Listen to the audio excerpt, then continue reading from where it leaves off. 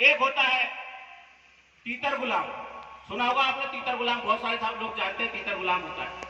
तीतर गुलाम का मालूम अर्थ क्या होता है? तीतर गुलाम वो होता है जिसे समाज के बीच में छोड़ा जाता है और समाज को बचाओ बचाओ की आवाज लगाता है। जैसे आपने शिकारी को देखा होगा कि शिकारी के पास एक पालतू तीतर होता है, देखा है आपने? शिकारी के पास एक पालतू तीतर होता है तो शिकारी उसको जंगल में छोड़ देता है, पिंजरे के अंदर रख देता है और उसके आसपास जाल बिछा देता है और जाल बिछाकर उससे कहता है कि आवाज लगा। अब वो तीतर आवाज लगाता है, बचाओ बचाओ बचाओ, मैं खतरे में हूं। तो सारे तीतर समाज के लोग क्या सोचते हैं कि हमारा भाई हमें आवाज लगा रहा है, क्यों ना हम इसको चलकर बचाएं। और सारे जंगल के तीतर उसको बचाने के लिए उसके दौड़े भागे चले आते हैं। जब वो दौड़े आते हैं तो पता है क्या होता है? वो सारे आसपास के जाल में फंस जाते हैं। तो जो शिकारी है वो तीतर जो चिल्लाता है उसको तो अलग रख लेता है, जो जाल में फंसते हैं उनकी सब्जी बना लेता है और रात को मजे से खाता है। पर साथियों, बात यहां खत्म नहीं होती है, बात इसके आगे भी होती है।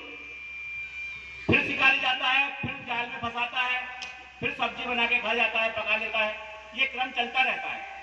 लेकिन एक दिन ऐसा आता है कि समाज समझ जाता है कि ये जो तीतर है ये चिल्लाता है समाज के बीच में आकर, ये हमें गुमराह करता है। तो फिर उसकी आवाज लगाने से बाकी जंगल के तीतर नहीं आते हैं और पारसी शिकारी समझ जाता है कि अब उसकी आवाज लगाने से कोई आने वाला नहीं है। और जब वो जाल लगाता है और जाल में कोई जंगली तीतर नहीं फंसता है तो फिर वो शिकारी उसी की सब्जी बना के खा जाता है। तो तीतर गुलामों का हर्ष बाद में भी बुरा होता है। इसलिए समाज के साथ रहने में फायदा है और सही तरीके से बाबा साहब अम्बेडकर की जो विचारधारा है, जैसा उनका सपना था कि मैं इस देश में बहुजनों का राज देखना चाहता हूं, तुम शासन करती जमात बनो, अपने दीवारों पर लिख लो कि हमें इस देश की शासन करती जमात बनना है। बाबा साहब का सपना एक ये था कि इस देश में बहुजनों का राज हो। और बाबा साहब का दूसरा सपना था कि ये भारत बौद्धमय बने, इस देश में अंधविश्वास पाखंड के लिए कोई स्थान नहीं हो, हर आदमी तर्क और विज्ञान पर आधारित अपना जीवन जिए, भाईचारे का जीवन जिए, श्रवण संस्कृति की स्थापना हो और श्रवण संस्कृति की स्थापना करके हर आदमी अपनी मेहनत की कमाई खाए, कोई किसी की कमाई को लूटे नहीं, कोई किसी के हक पर डाका नहीं डाले। ऐसे देश का निर्माण बाबा साहब अम्बेडकर चाहते थे। साथियों, बातें बहुत है लेकिन मैं आपसे बस यही कहूंगा कि आप लोगों को इस समाज का, एक मजबूत समाज का निर्माण करना है। तो माननीय कांशीराम साहब कहते थे कि अगर समाज का भला चाहते हो तो समाज को ना बिकने वाला समाज तैयार कर लो। एक हमारे गुरुजी हैं, वो ये कहते हैं कि जब बाजार में आप भैंस खरीदने जाते हैं तो आप क्या खरीदते हैं? भैंस। लेकिन जब पैसा देते हैं तो किसको? भैंस को देते हैं कि किसी और को?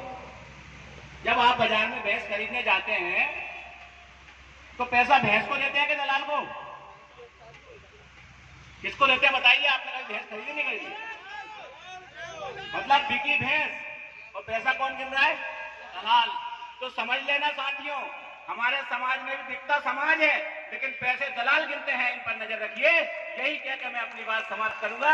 जय भीम, बहुत बहुत